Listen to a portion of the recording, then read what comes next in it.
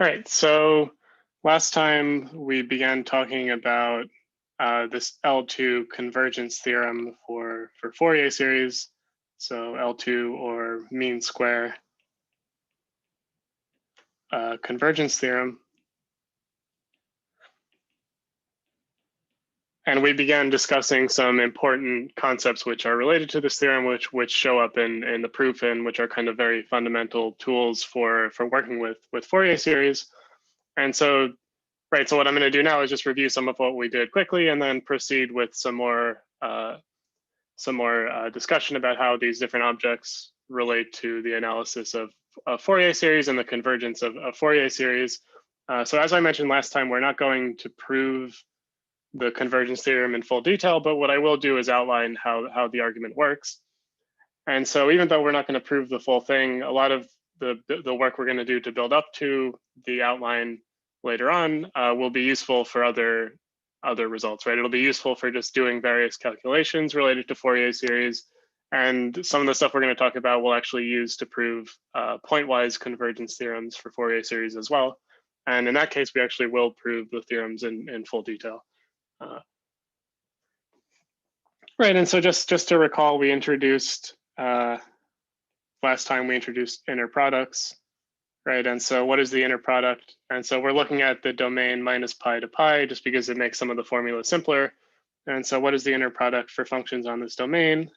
Well, you look at the integral of f of x times the conjugate of another function, g of x, right? And so this was defined to be the inner product, which is written as f comma g in parentheses. And so this is like your dot product, right? And so then we had also the L2, what's called the L2 norm or size of a function. And so this is what you get when you take the inner product of a function with itself. And so for this, you should be thinking of dot products and lengths of vectors, and remember that the length or the size of or magnitude of a vector is given by the dot product of the vector with itself, square root, right? And so the same thing is true for this notion of size or magnitude or length of a function, right? So you integrate now the function squared. And so this is the complex absolute value, right? And so this is defined to be we use two bars to distinguish from absolute value, right? Two vertical bars on the left and two vertical bars on the right. And so this is the L2 norm squared. And this arises as taking the dot product or the inner product of f with itself, right? And so in particular, well, what is the L2 norm without the square? It's just the square root of what I have above, right?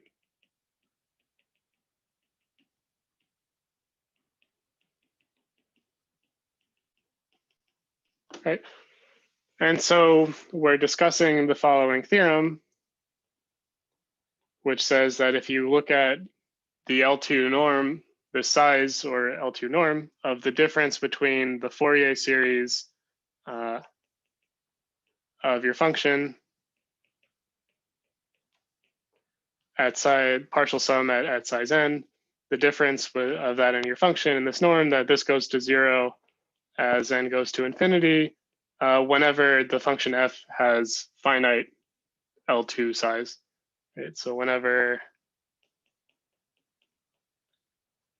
the L2 norm of f is finite, meaning if you integrate the square of f, then that's finite, right? So this is what we're discussing.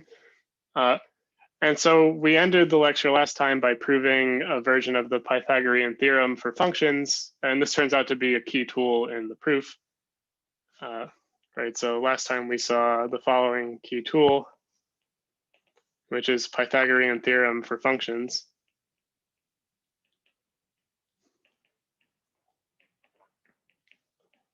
And so this theorem says the following. So suppose I have two functions and I know that their inner product is 0, right? So that means if I integrate f times the conjugate of g from minus pi to pi, I get 0.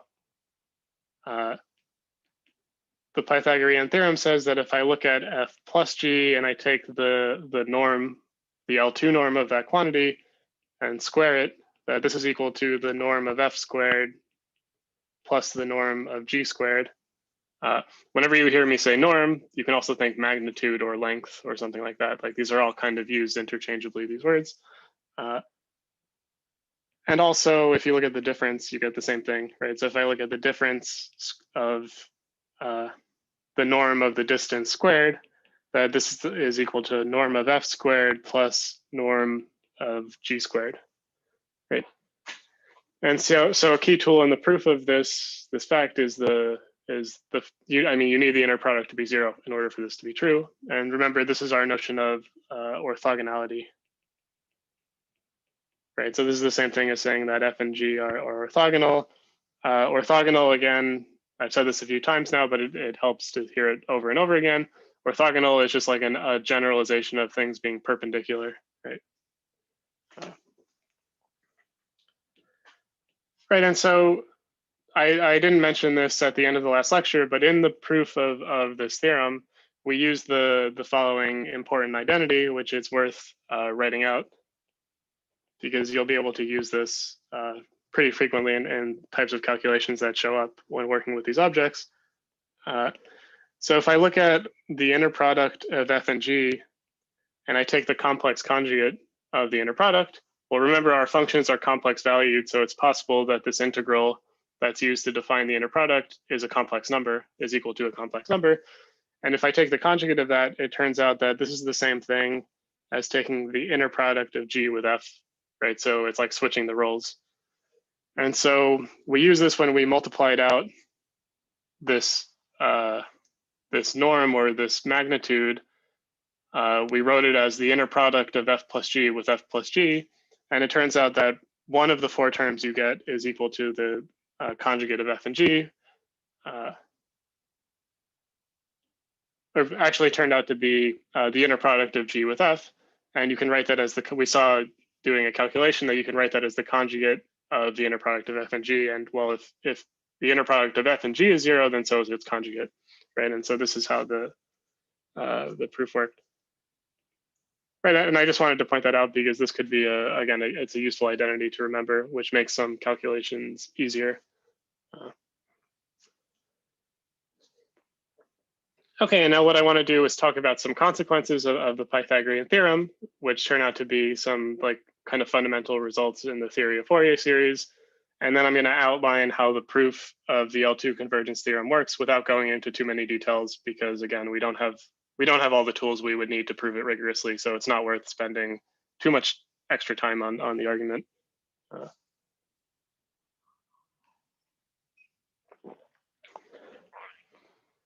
Great. So let's look at some consequences of the Pythagorean theorem for Fourier series.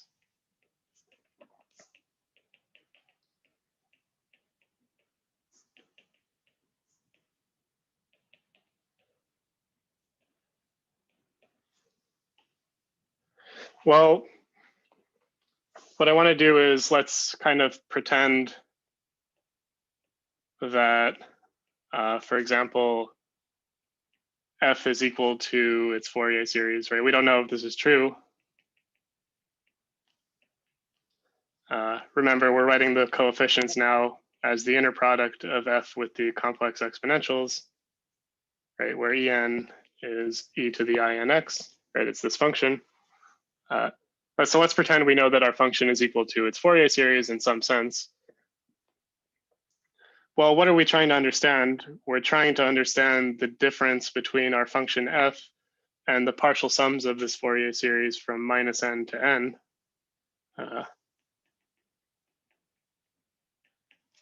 Right? And so we're trying to understand when n goes to infinity, does this go to 0, or maybe the square of it, right? Assuming that we know that our function is actually equal to the series, well, the term that's inside this L2 norm, what would this be equal to? This should be equal to the sum. Well, now I'm only, if f is equal to the series, I'm subtracting everything between minus capital N and positive capital N. So I'm only going to get terms corresponding to n, which are larger than capital N in absolute value, f comma en. Inner product of f comma en with times en. Well, let's compare to our partial sums, right? So let's compare it to n, the sums from n equals minus n to n, which are the objects we're going to compare to our fixed function f.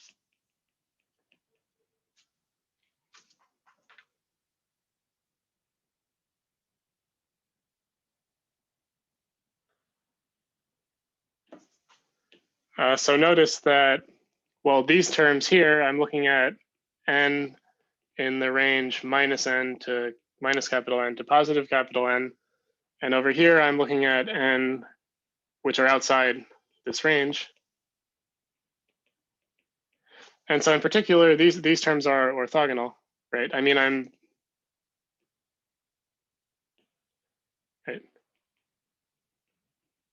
right, because all the complex exponentials in the range in the first sum where absolute value of n is bigger than capital N, these values are all distinct from all the values appearing here. And so, well, if each of these terms, complex exponentials, is orthogonal to each of these complex exponentials, we would expect that these two functions should be orthogonal, right? We would expect to have some kind of orthogonality property, but, or not some kind of, we would expect to actually have orthogonality between these two different series. And so in particular, we should be able to use the Pythagorean theorem to obtain some conclusions that relate these two pieces of the series to one another, right? In particular, the partial sum from minus n to n should be orthogonal to all the other terms based on this observation. And so this motivates the next proposition, which confirms this even assuming your function is not equal to its Fourier series, right? So I'm going to call this a proposition. And so at the end of the day, this really ends up being kind of the crucial identity which makes everything work for L2 convergence. Right. And so the proposition is the following.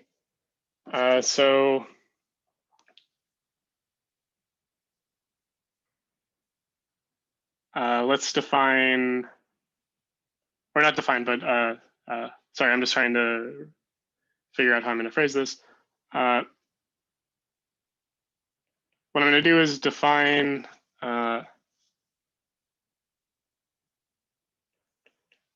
E capital N for error, right? So think error. And so this is going to be the difference between my function f and the partial sums from n equals minus n to capital N, Fourier coefficients times En. And I'm also going to define, just as a shorthand, I'm going to let Sn equal this partial sum. So equal the sum from n equals minus n to n.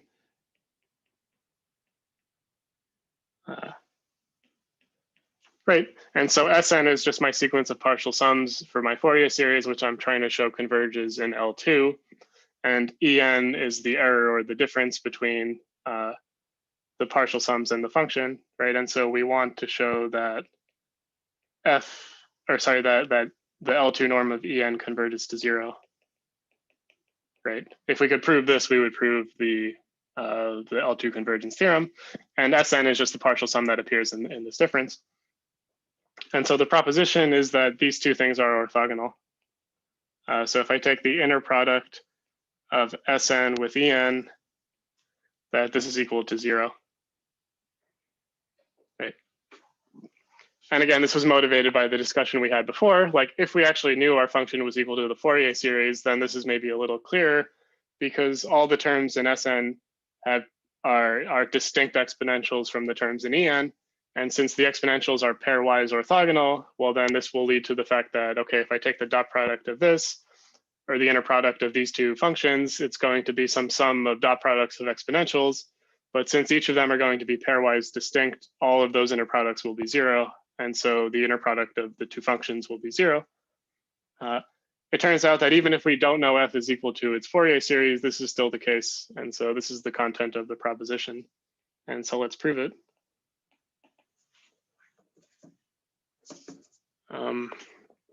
Right, so what we're going to do is just plug in and calculate, right? There's not much else you can do at this point. And so if I look at the inner product of Sn with En, this is equal to 1 over 2 pi times integral from minus pi to pi. I have my function, or my sum Sn, which is sum from n equals minus n to n, inner product of f with En times e to the INX. And then I have the other term, which corresponds to the difference of my function f of x and the same partial sum. What I'm going to do to make the calculations a little bit clearer is I'm going to use different index. So I'll use an m here because we have two different sums which we're going to be multiplying together. So to understand all the manipulations, it helps to make sure that your indices have different labels just to help keep track of everything. Right, so this is En. Right, so the first term here is Sn. This term here is En. And while I'm taking the inner product, so I also need to take the complex conjugate of the second term, right? So this is all with the complex conjugate.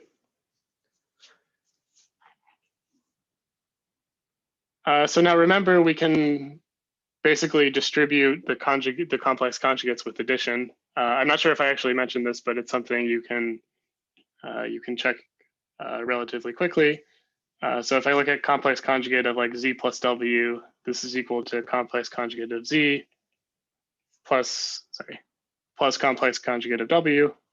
Right, I think we use this when we prove the Pythagorean theorem. And so what I'm going to do is use this to kind of distribute the complex conjugation among all these different terms.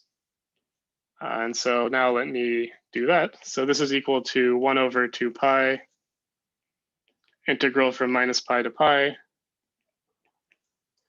I have my sum from minus n to n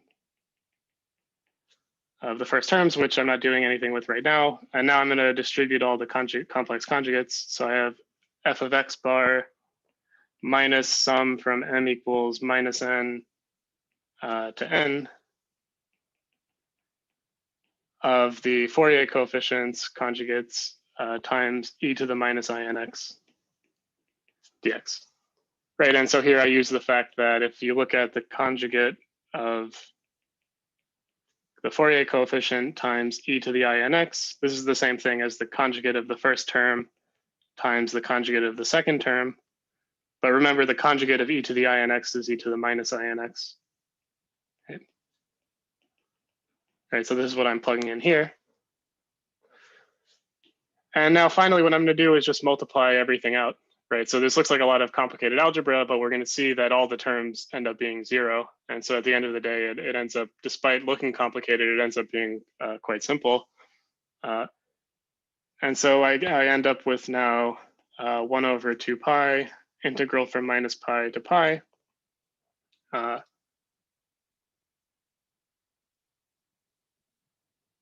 so the first term I have is the sum from n equals minus n to n of my Fourier coefficient times e to the INX times f bar.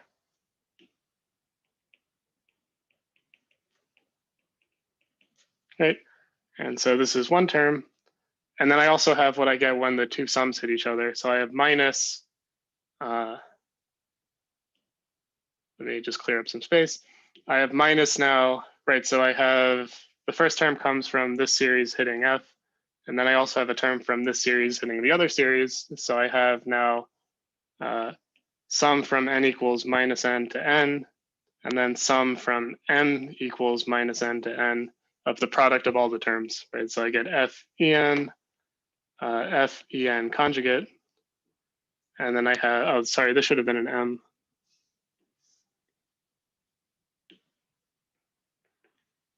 Right, sorry, I mean, I changed the indice, but I forgot to change in the exponential. I'm sorry about that. Right, so these should all be m's here. Right, so sorry, it's easy to make mistakes like this when there's no audience.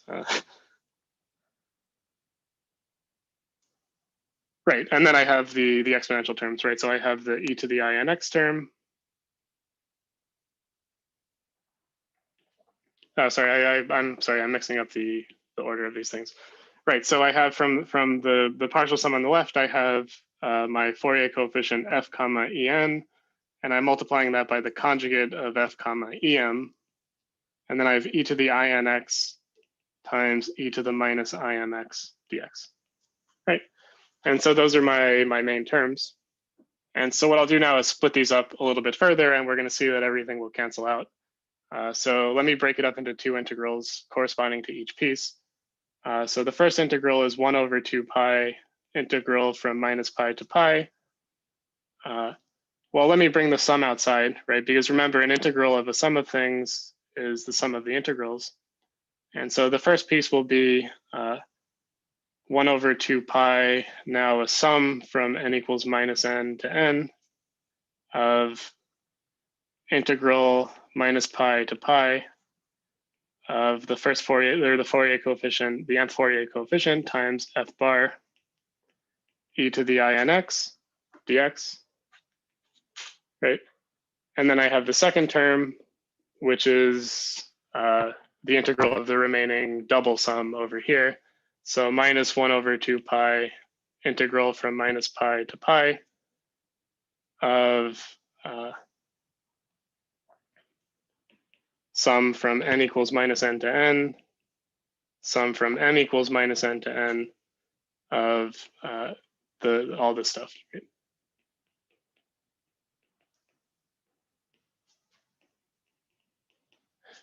Okay, well I can combine the exponentials, right? So I end up with e to the I. Actually, let me just leave it as it is. We'll see why in a second.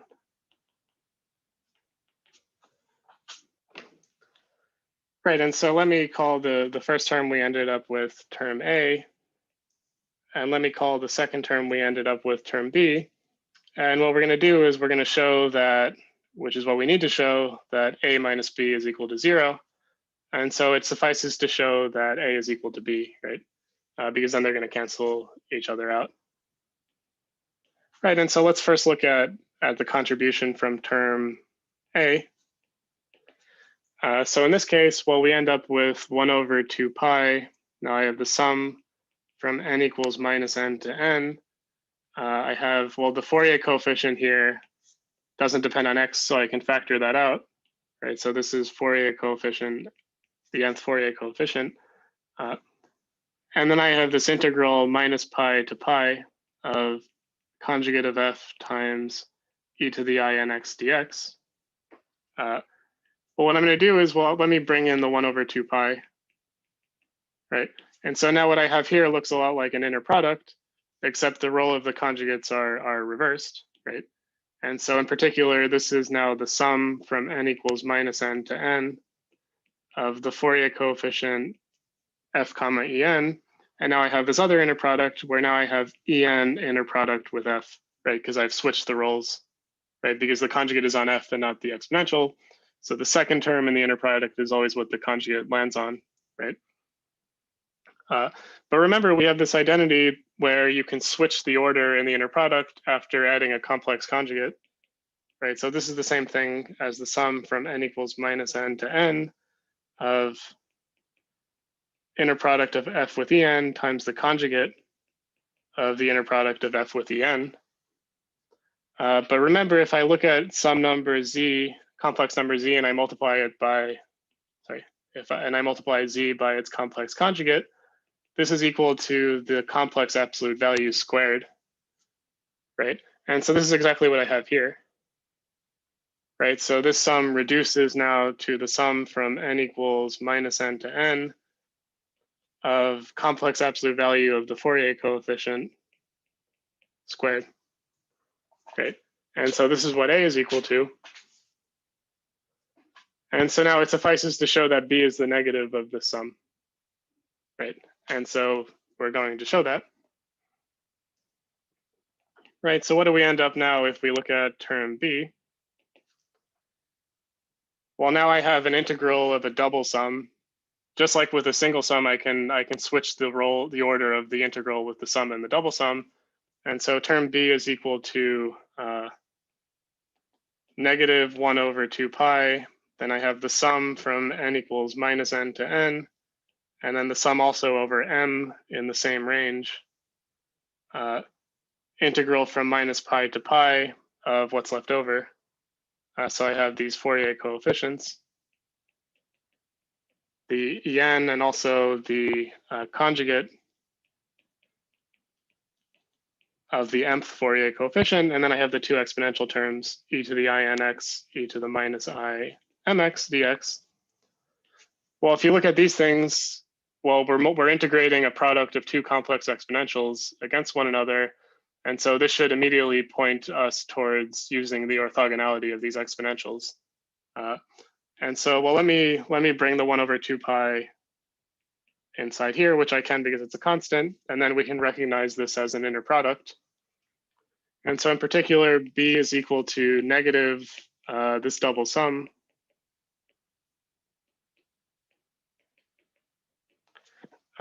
Well, I can factor out the two Fourier coefficients because they don't depend on x, right? They're just some constants, possibly complex numbers, but they don't depend on x. And then I have 1 over 2 pi times the integral of e to the ix times e to the minus I mx, which is just the inner product of these two things, right? So now I have the inner product. I'm left with en comma em. Right, and so this is what b simplifies to, but notice that this is 0 unless n is equal to m, right? And it's 1 if n is equal to m, right? And so what this means is, let's suppose we fix n. Right, we have a sum, we're summing over n from minus capital N to positive capital N. Let's just fix one of them. Well, then in the second inner sum, the sum over the m terms, each of these things is going to vanish unless m is equal to n, right? So we're only going to see the piece when m is equal to n. And so this is actually just going to simplify to a single sum. And so this ends up being minus the sum from n equals minus n to n. I have the first two terms, but I'm only seeing the case when m is equal to n, since otherwise everything vanishes, everything is 0. So I end up with this Fourier coefficient, which I just wrote down, and then the second term when m is set equal to n, so I get f comma en conjugate. And then, well, when n is equal to m, the remaining term is just equal to 1, right? So times 1. But this is exactly what we got for a, right? So this ends up being the negative of the sum from n equals minus n to n of the Fourier coefficients squared, right? And so this is minus a. And so this cancels out with term a, right? And so then at the end of the day, we finally get 0 for our inner product, which is what was claimed. Right, and so that's the proof of this proposition, which is kind of like a lengthy algebraic calculation. Hopefully this kind of makes clear the role of like inner products when working with Fourier series. They kind of show up naturally when you do these types of calculations. And okay, this is still kind of a technical result. Like, why is this interesting beyond just like kind of like an aside observation? Well, let's look at some consequence of this result.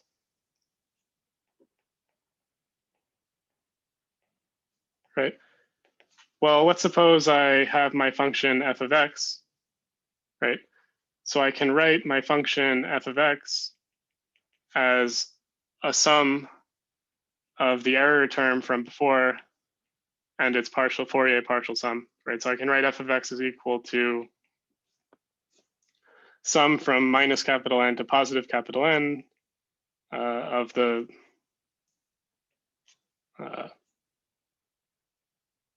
Fourier the partial sums for the Fourier series in this range. So I can write it as Sn plus the difference of the two, right? So plus f of x minus the sum from n equals minus n to n of this partial sum,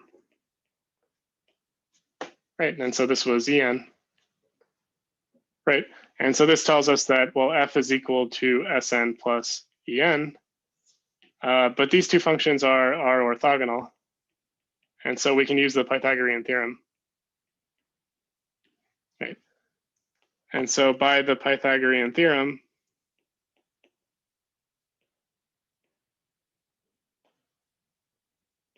if I look at the L2 norm of f squared, well, this is the same thing using this identity as L2 norm of Sn plus En squared. well, since these functions are orthogonal, we can use the Pythagorean theorem, which now says that this is equal to norm of Sn squared plus norm of En squared, right? And so if I plug in, what do we end up with? So we get, well, therefore, the L2 norm of my function f squared is equal to the L2 norm of the partial sums up to point n of my Fourier series squared, plus the L2 norm of the error term.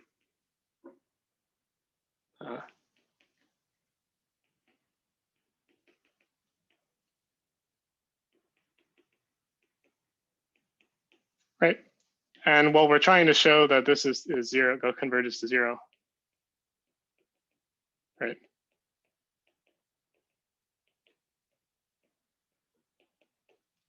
Right.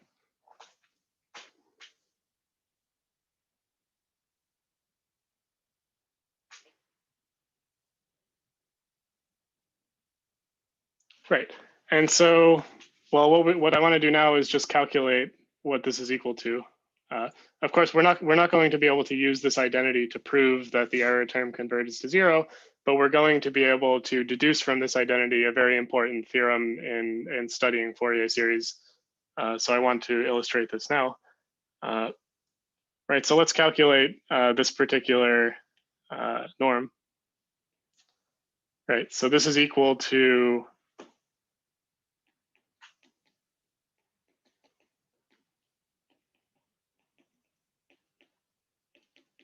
by definition, this is 1 over 2 pi integral from minus pi to pi of this sum times its conjugate.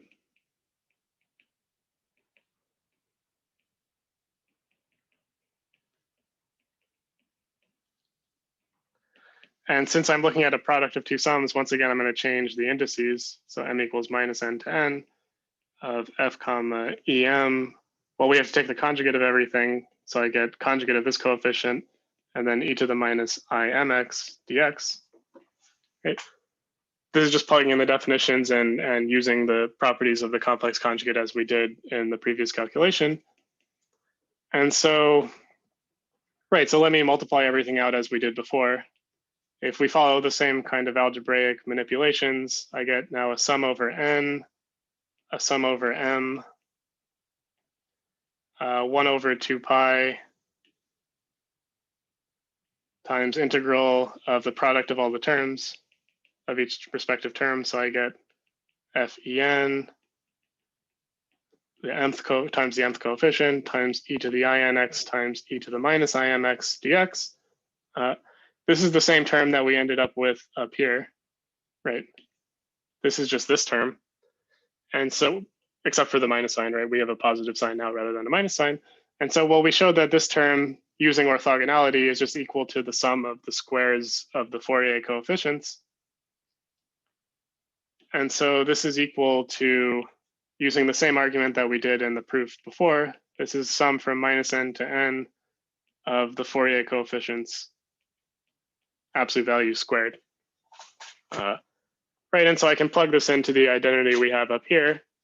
And so this implies now the L2 norm of my function is equal to the sum of the Fourier coefficients from minus n to n squared, and then plus the error term, the L2 norm of the error term. Right, so this is like f minus the partial sum. Right. And so in particular, we obtain the following theorem, which is called Bessel's inequality, which is, okay, let's suppose I look at the formula above. Notice that this sum plus the error term is equal to the L2 norm of f. Well, the term on the right is always bigger than or equal to the sum of these, this sum, right? So this sum always has to be less than or equal to the L2 norm of f. And so the theorem is the following. If I look at the sum from n equals minus n to n of my Fourier coefficients squared, that this is less than or equal to the L2 norm of f, 1 over 2 pi integral minus pi to pi, complex absolute value of f squared, right? This just follows from the fact that, well, again, this term is bigger than or equal to the sum, right? So these terms are just bigger than or equal to one. Like if you have a sum of two positive numbers, it's always bigger than or equal to one of the two, right?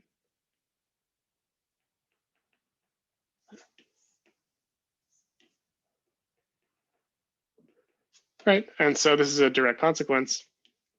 Well, notice that here's the kind of big conclusion. The right-hand side is independent of n, of capital N. And so I can, on the left-hand side, I have something that does depend on n, but this is true for all n, right? Since the right-hand side of the inequality doesn't depend on n, and the left-hand side is true for any n, we can take the limit and let n goes to infinity. And so this tells us that if I look at the sum from n equals minus infinity to infinity of my Fourier coefficients, right? So I look at the sum of all the Fourier coefficients squared. This always has to be less than or equal to the L2 norm of the function squared.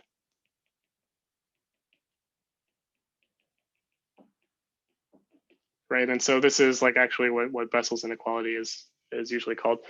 And so this tells you that if your function f is square integrable, meaning the integral of f squared is finite, then the Fourier coefficients always have to be summable in this way, right? So the sum of the Fourier coefficients squared is always finite, right? And so this is true even if the function is not equal to its Fourier series necessarily.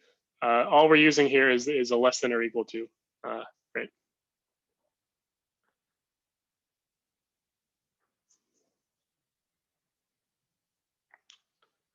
And so there's another piece of information, though, which we can obtain if we further assume that, well, what happens if we know we have the L2 convergence? If we know we have the L2 convergence, then that means that this En term, which is the length of this difference, or the L2 length of this difference, is converging to 0. So if we had this is converging to 0, then we wouldn't have an inequality. We would actually have an equality here. And this would tell us that the L2 norm is equal to the sum of the squares of the Fourier coefficients, which we can also deduce from this identity. And so I'm going to write this as a second theorem. And so this is known as the Parsevals Theorem.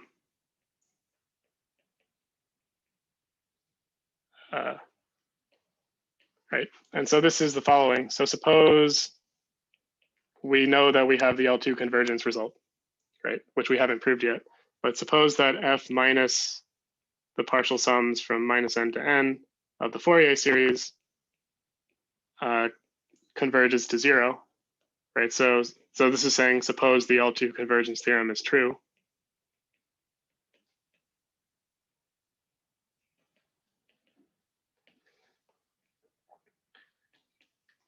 Then the consequence, which is really just, again, the Pythagorean theorem, is that the L2 norm of the function has to be equal to the sum of the Fourier coefficients squared from minus infinity to infinity. And so this is a very important theorem in mathematics. It has applications all over the place. And so, right, and so what's the proof? Right, so from before, we had L2 norm of f squared is equal to sum from minus n to n of the Fourier coefficients times squared, sorry.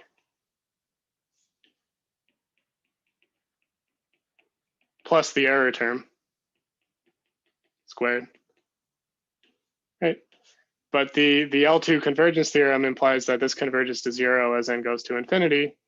And as n goes to infinity, this is going to converge to the sum from minus infinity to infinity of the coefficient squared. This is just the definition of what it means for an infinite sum, right? And so this is the proof.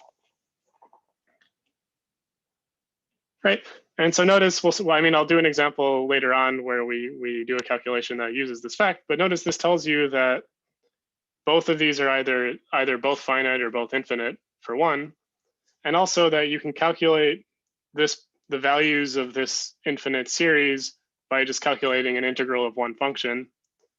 And on the other hand, you can also calculate the value of the integral of one function by looking at the value of this infinite series, right? So these two objects are the same, right? This is what the theorem tells us.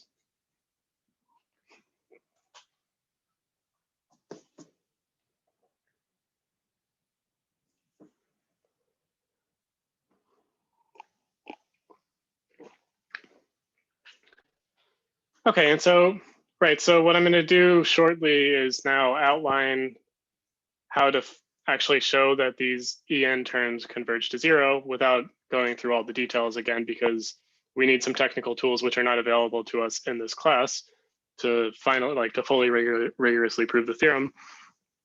The first thing I want to do, though, is briefly pause and discuss a more general version of Bessel's inequality, which we're actually going to use when we talk about pointwise convergence of Fourier series. And then we'll go back and complete the outline of the proof. So let's briefly talk about a more general Bessel's inequality.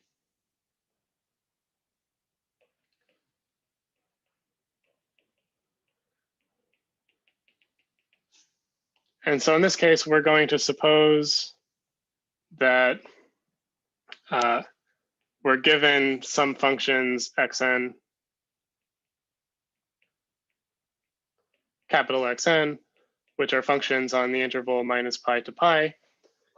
And we're going to suppose that they're orthogonal and in fact orthonormal. So n is just an integer.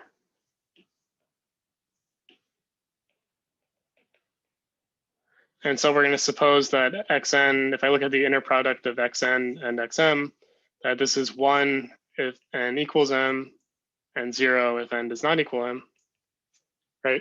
And so these are just like the complex exponentials, but maybe they could be other functions. So for example, we could take xn to be some constant times sine of nx. Right, remember we had an orthogonality property for the sine functions, right? Or maybe some constant times cosine of nx, right? So why do we need these constants here? Well, just so that this term is 1, right? If this term is not 1, you can always divide your functions by this term in order to normalize it so that it's equal to 1. I mean, the key point is really the fact that the inner product is 0 unless n is equal to m. Right, and so the theorem is the following. And so this is what's normally called the more general Bessel inequality. And so it's just like the conclusion we had up here for the Bessel inequality for Fourier coefficients, except now you're not going to have the Fourier coefficients here, you'll have something slightly different.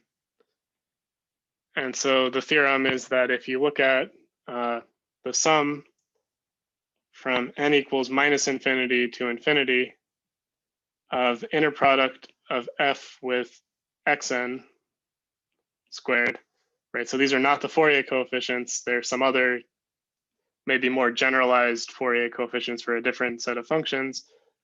This is always less than or equal to the L2 norm of f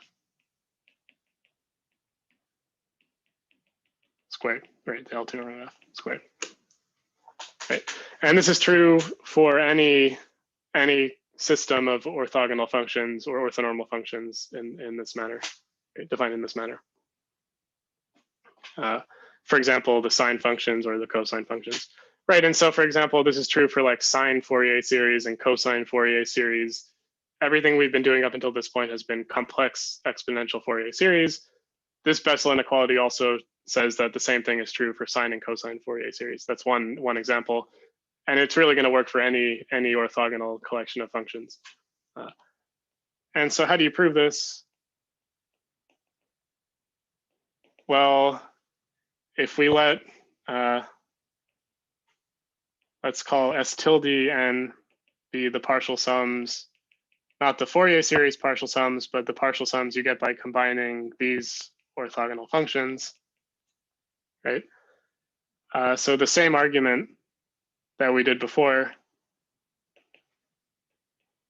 shows that if I look at Sn tilde, that this is orthogonal to f minus Sn tilde.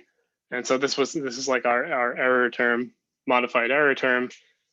And so using the same argument, you can show that if I look at the L2 norm of f squared, well, this is the L2 norm of f minus Sn tilde plus Sn tilde. And so I have a sum of two orthogonal functions. And so by the Pythagorean theorem, I get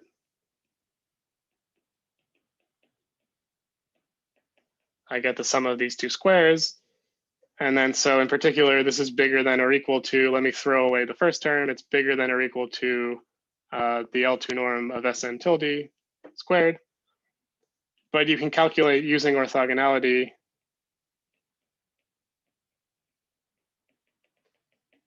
right, using this orthogonality assumption for the xn by following virtually the same argument we did with the complex exponentials, but just for these more general functions, you can show that this is equal to the sum from n equals minus n to n of these coefficients squared.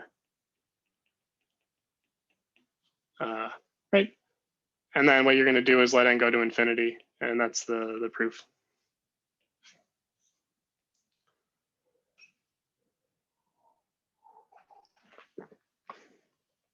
Right, and so this is typically, again, when you hear Bessel's inequality, it's more generally used in this manner. And so as I mentioned before, we're actually going to use this version of the theorem when we talk about pointwise convergence of Fourier series via kind of a clever argument that brings orthogonality back into play, even for pointwise convergence. Okay.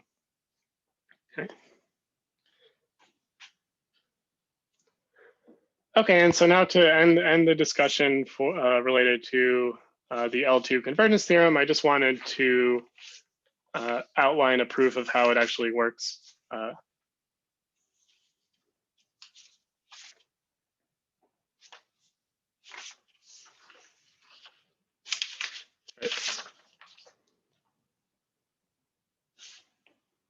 Oh, sorry. All right, so let's outline the rest of the proof of the L2 convergence theorem.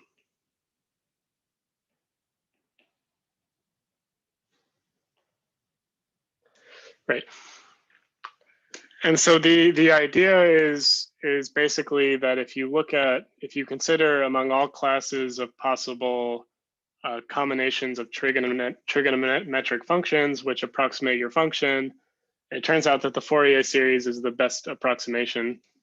And so using this observation, you can obtain the convergence result. And so let me go through this. So there's two main points. The first is related to approximation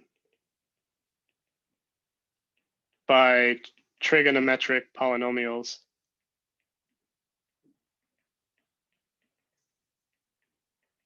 Right.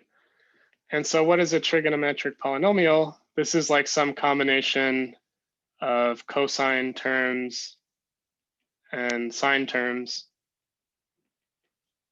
just like our Fourier cosine and sine terms, except that these coefficients need not be Fourier coefficients, right? They could just be, they may not be the Fourier coefficients for the functions, right? They could just be anything.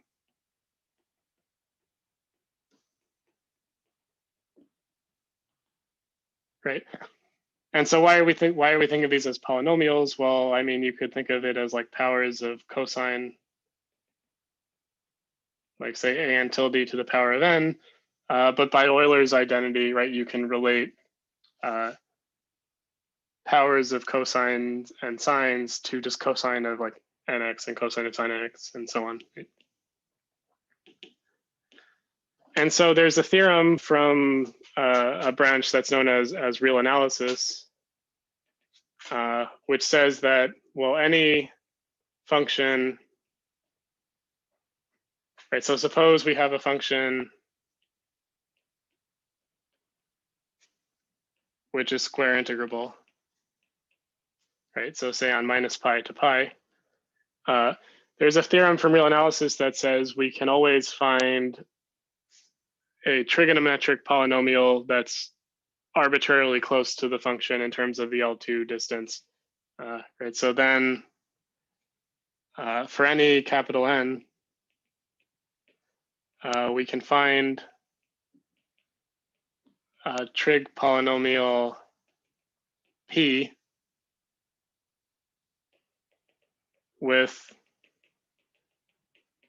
if I look at the L2 difference of F minus P, that this is always smaller than 1 over N, right? And so as N gets very large, this means that I have a bunch of trigonometric polynomials which are getting very close to my function in this sense. So the problem is, well, you may think, well, isn't this what we're trying to prove, right? The issue is that we don't know that these polynomials have anything to do with the Fourier series, right? So in particular, the coefficients may not be the Fourier coefficients for F. So this doesn't imply that the Fourier series will converge, right? This is just some other polynomial. And it's not, right? The polynomials could wildly vary depending on the choice of N, right? It's not like it's the same sequence of partial sums. We really have no real information about what these polynomials look like, right? So we know there's some sequence, but it may not be the sequence of partial sums for the Fourier series. And so this is not enough to imply the full result. So how do we get from this result to the L2 convergence result? And so this is something that's usually called the least squares property of Fourier series, right? And so, well, this theorem up here tells you that there's some trigonometric polynomial that will approximate your function. What the least squares property tells you is that the Fourier series is always the best of the polynomials to approximate your function. And it tells you so in a quantitative way that allows you to actually conclude from this fact that the Fourier series will converge to the function. Right, and so the least squares property is the following. So suppose P is a trigonometric polynomial. Well, using the de Moivre identities, we can write P as a sum from, like, say, n equals minus n to n of some coefficient an times e to the inx. And again, the big issue is, as a warning, this may not be the Fourier coefficients. Right, so even though this combination is very close to the function, this could be very different from the Fourier series as we want it to look. And in particular, the coefficients could change for each n, right? So to be more precise, I should actually index them also by capital N.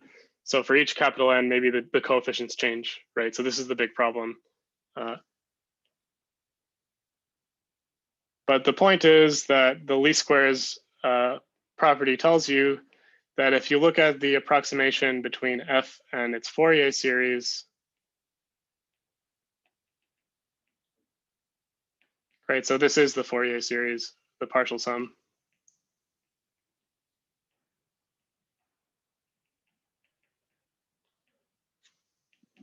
If I look at this difference squared, that this is always less than or equal to the difference from any other trigonometric polynomial, right? And so an are arbitrary, right? And so this is true for any choice of an. So this tells you then that among all possible combinations of these complex exponentials, which we want to use to approximate our function, the best choice of the coefficient to get the best approximation is always the Fourier coefficient, right? So it doesn't matter what you put here, that you're always going to have a better approximation if you use Fourier coefficients. That's what this inequality tells you. And so the proof of this, which I'm not going to do in full detail, so the proof is it's very similar to the argument we did like 20 minutes ago. So you show a certain orthogonality between the different terms. And in particular, what you do is you write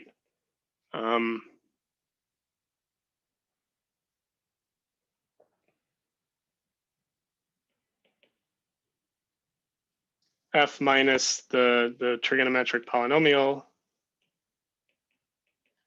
Well, I can write this as f minus my Fourier series partial sums plus the remainder. Oh, I spelled that wrong. Right, and then you show that these are orthogonal.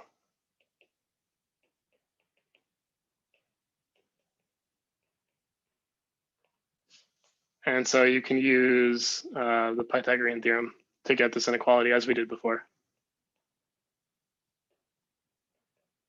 And so this is a calculation that everyone here can do if you are get used to working with inner products. I'm just going to omit it because it takes up a bit of time. And since we're not fully proving the L2 convergence theorem anyway, I think the time is better spent on some other topics. But the point is that this inequality, you can prove it. Once you realize that you have this decomposition, you show that this term, which is like the error between the function and its Fourier series approximation, is orthogonal to this other remainder term, which is a calculation you have to do. Well, then you use the Pythagorean theorem, and this inequality follows almost at once from the Pythagorean theorem, right? And so then the idea is, well, how does the proof of the convergence theorem work? Well, from point 1 here, we have this result from real analysis, which tells us that if I fix n, I can find a particular trigonometric polynomial such that the L2 distance between my function and that polynomial is less than 1 over n. And so this polynomial will be of the form I have here. And in particular, the different coefficients may not be consistent with one another. Like they could vary a lot depending on the choice of capital N. But I know that there's some polynomial I can plug in here that's very close. But then using the least squares approximation property, I know that the difference between my function and the partial sums of the Fourier series is always less than or equal to whatever that was. And so in particular, it's always going to be less than 1 over n, right? But now here, the term we have here is independent of the polynomial, right? This is just a number. And so now I let n go to infinity, and that gives you the convergence result. Again, unfortunately, it's contingent on this kind of independent result from real analysis.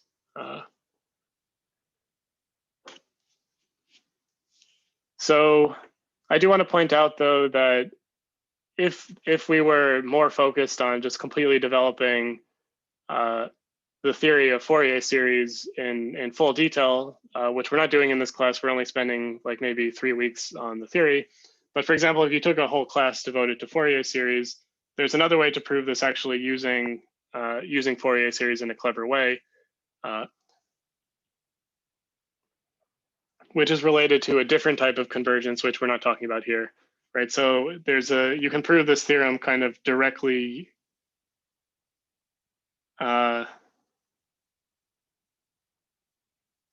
without appealing to like fancier theorems from real analysis or something like that.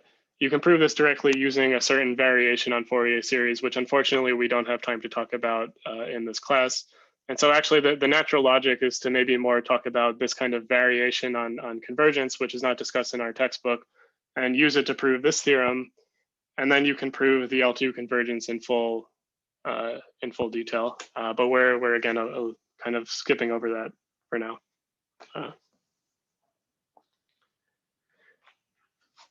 Okay, and so from now on, though, that's an overview of how the proof would work, and we've talked about a lot of the important ideas that show up in the proof, and a lot of the important tools that show up in the proof.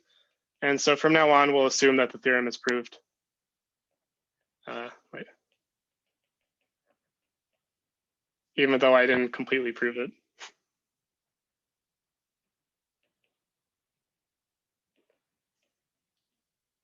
And so in particular, well, let's go back here we're going to assume that we have this the Parsable Theorem, which tells us that, well, we're assuming that the partial sums of our Fourier series converge in L2 to the function. And so in particular, that tells us that the L2 norm of the function has to be equal to the sum of the squares of the Fourier coefficients. And so let's do an example that illustrates how this is kind of sometimes helpful for calculations. And then we'll be done for the day.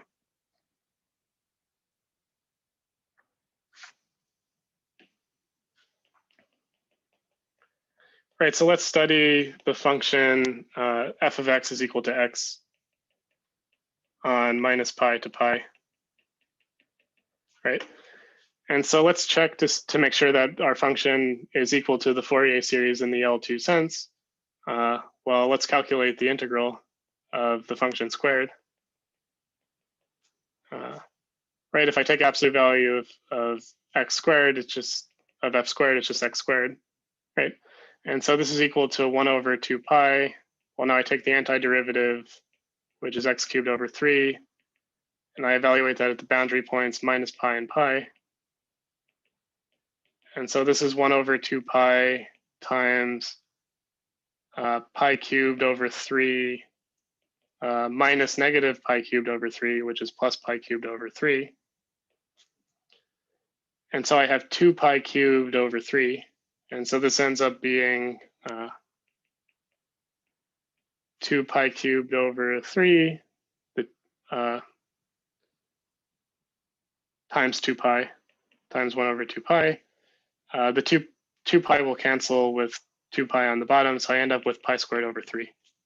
Right? And in particular, of course, pi squared over 3 is finite. And so this tells us then that the, right, so x is, so this says the L2 norm of x squared is equal to pi squared over 3, which is of course finite. And so the Fourier series of f of x equals x converges in the L2 sense.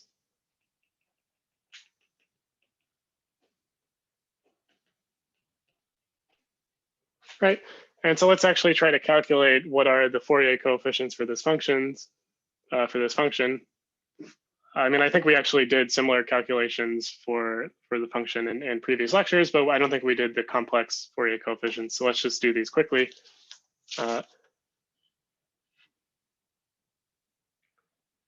Right, so I'm going to let Cn be the nth Fourier coefficient.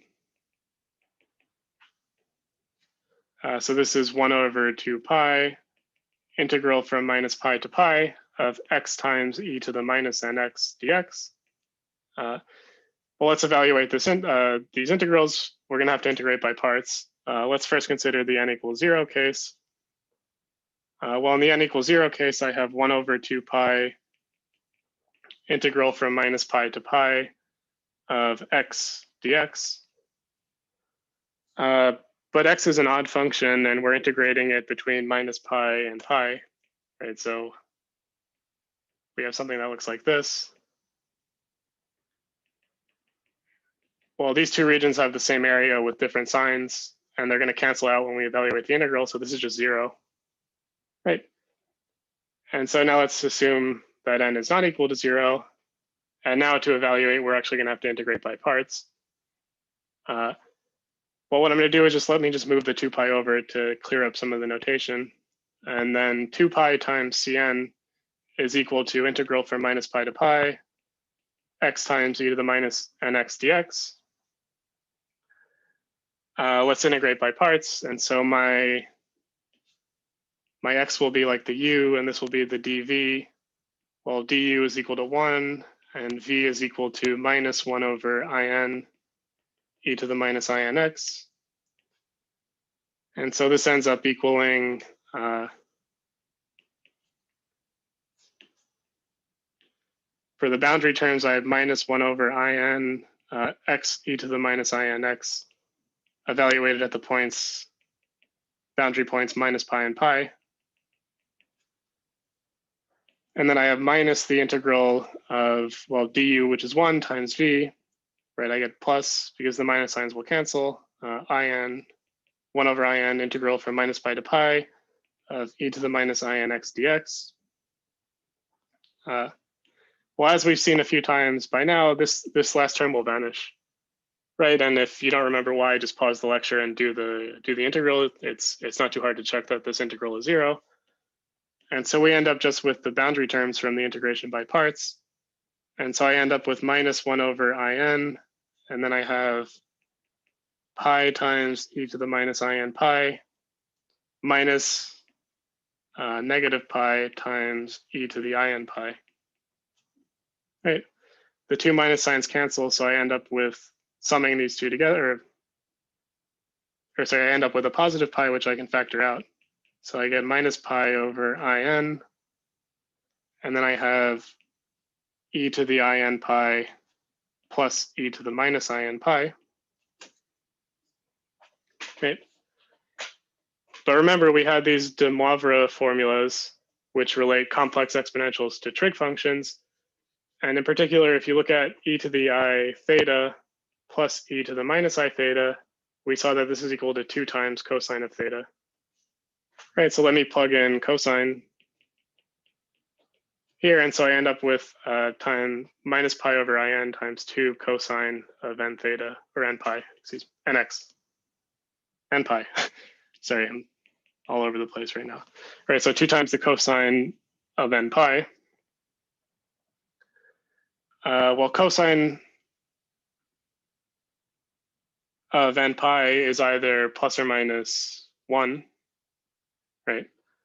So this is equal to minus pi over in times 2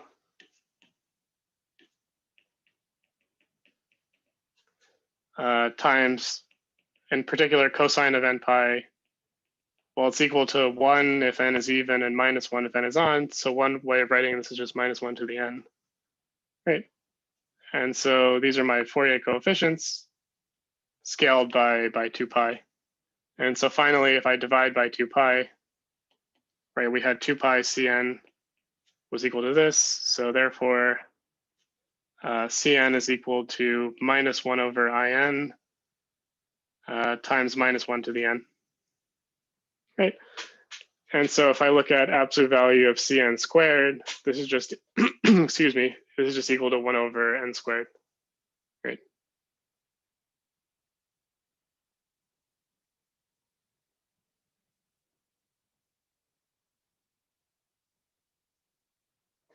Okay, and so now let's use the Parsable Theorem.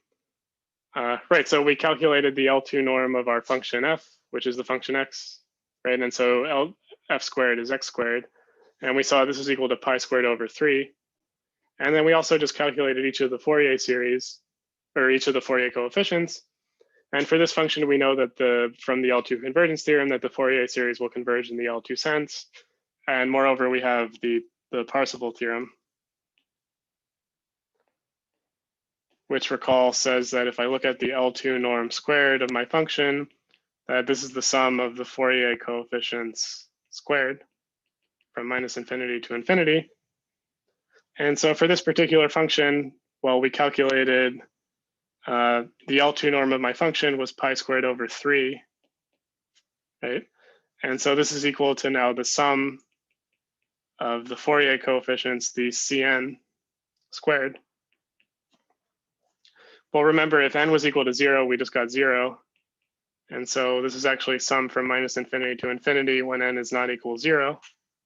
And for each of these terms, we saw that Cn squared is just 1 over n squared, right? But notice that if I have negative values of n and I square them, the minus sign goes away, right? So for example, minus 1 and 1 contribute the same, minus 2 and 2 contribute the same, minus 3 and 3 contribute the same, and so on. And so this is actually just equal to twice the sum from n equals 1 to infinity of 1 over n squared. And so the Parseval theorem tells us that these two terms are equal. And so therefore, we conclude that if I look at the sum from n equals 1 to infinity of 1 over n squared, this is equal to pi squared over 6. And so this is kind of like I guess a famous identity. And so notice we use the whole theory of Fourier series in order to prove this, right? the only way we know these two are equal is by using this very fancy theorem about L2 convergence of Fourier series. And here's a simple application to calculate a certain infinite series, right?